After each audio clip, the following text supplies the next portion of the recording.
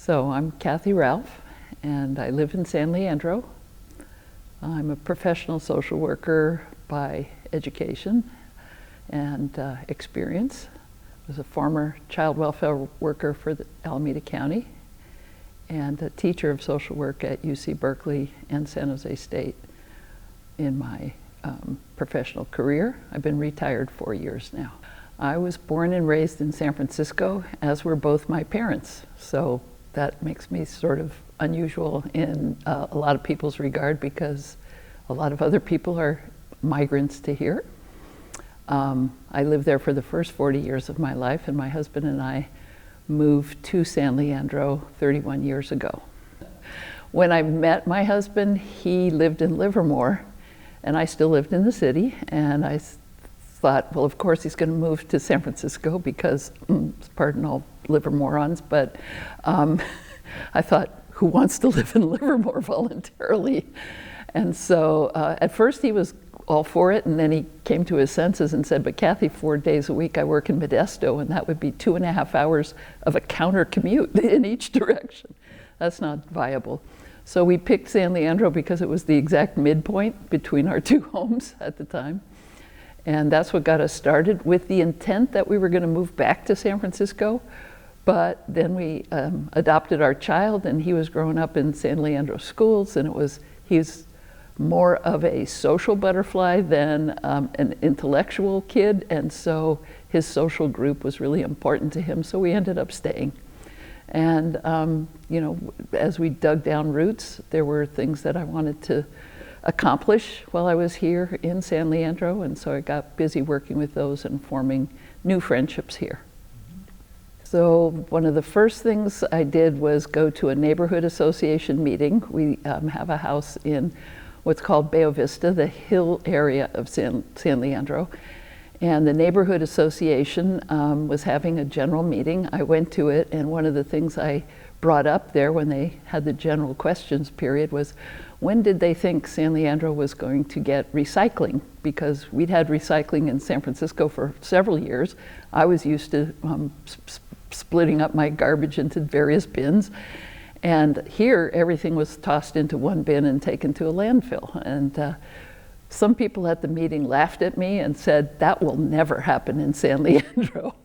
But within a few years, the city was threatened with being fined $10,000 a day, and they got recycling, and I was pleased with that.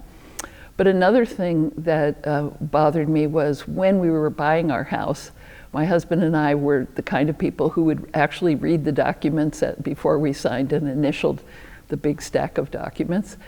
And one of those documents brought us up short, and it was the one that described the restrictions that were on the neighborhood and the house that we were buying.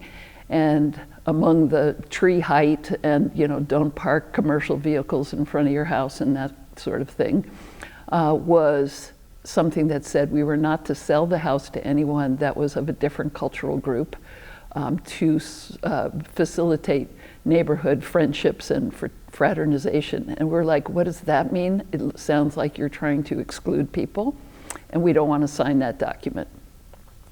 And our realtor told us that we had to sign the document because it was part of the deed to the house, but that it was unenforceable because the fair housing law had already passed. And so we reluctantly, under protest, signed it. But then when I went to the neighborhood association meeting after asking about recycling, I said, is anybody else disturbed by these documents that are part of our home ownership here? And several people were, and we got together and talked about what was the process for getting that piece of language out of our documents. And we found out over time, talking with the recorder's office and all, that the rules of the 90s were that you had to have a vote of all the people in each tract where the documents said the same thing. And if 60% of the people voted in favor of getting rid of that language, it would pass as being, the recorder could redact it. So we started a small group of us meeting to define the process for getting rid of that language. And as we went along, the neighborhood association sort of took the lead on it, and after my question, I turned it over to them, because by that time we were raising our son. And it turned out that I think one of the things that was problematic was we only identified 11 tracts in our area, and the neighborhood association included a question on the voting that was a question to give them more power in resolving neighborhood disputes and raising the annual dues, which are still only $20 a year. And many people, it turns out, were unhappy with the neighborhood association anyway, so they voted no on both items. And so out of the 11 tracts, only 2 voted to get rid of that language, and I think they got theirs done right away then, but the rest of us all still had to live with it. So later on,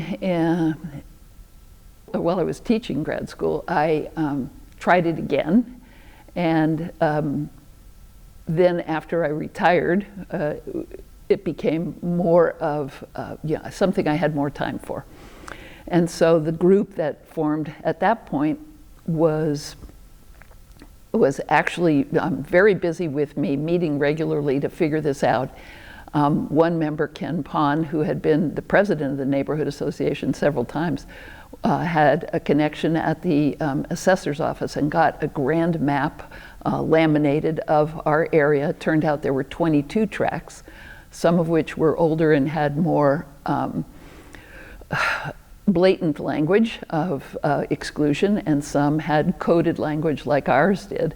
But we got, through Ken, we got a copy of each tract's problematic language, and we were meeting regularly to try and figure out the system by which we would have a general meeting of the neighbors, allow them to figure out which tract they lived in, and we got the recorder to say that they would allow us to file, to take the papers and to file the papers that they needed to do that redaction of language.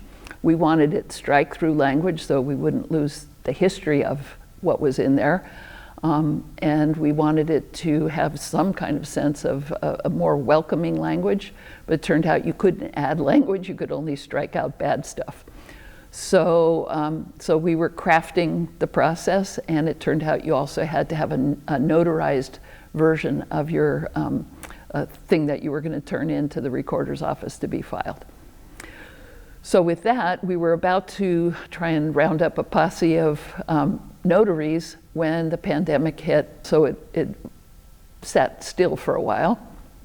And then the state legislature passed the law that said all the county recorders in California had to strike out racist restrictions within the next 2 years. So we're like, okay, job done.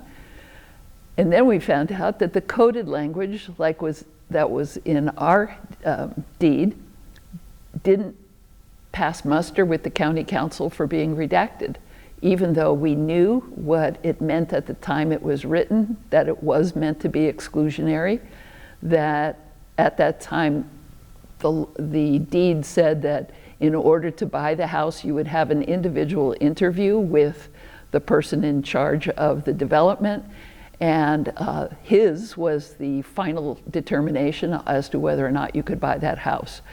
And that the result of some people slipping through the cracks, some people of color slipped through the cracks and got houses, there were neighborhood reactions to that demonstrated what the expectation was.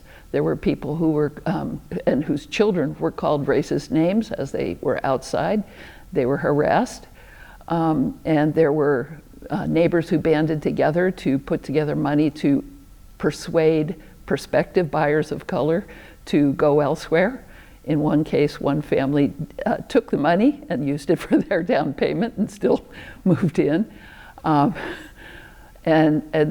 But those were like so few people got through that kind of screening.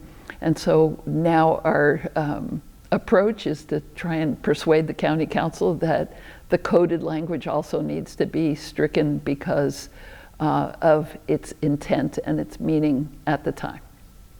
So we'll pursue that next.